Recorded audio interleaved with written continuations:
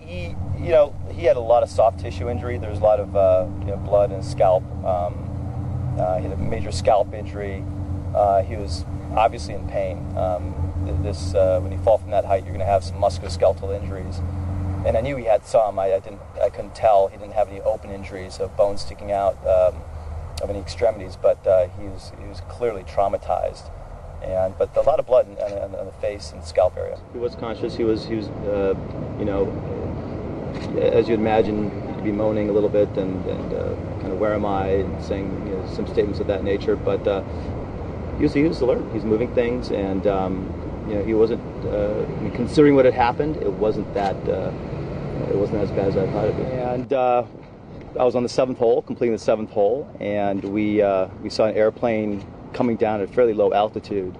The propellers had obviously stopped, and I was trying to land, and it clipped a tree, and essentially landed in a fairly violent manner on its belly right after clipping the tree. And when I looked up, the airplane was at a fairly low altitude, much lower than I've seen on the golf course, and I knew that something was awry. The instinct at that point was just to run to the accident, drop the golf clubs, just beeline straight to the airplane.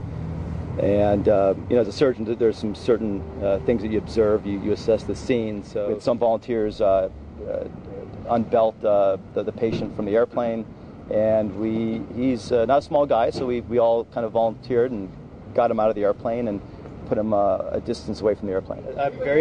Very odd scenario. I mean, I don't think I would have ever imagined waking up that morning that after an early day of surgery I'd play golf and I'd seen an airplane crash. I mean, it's a very odd scenario, but I'm glad it could have been of help, and I'm very optimistic for my brief interaction with him.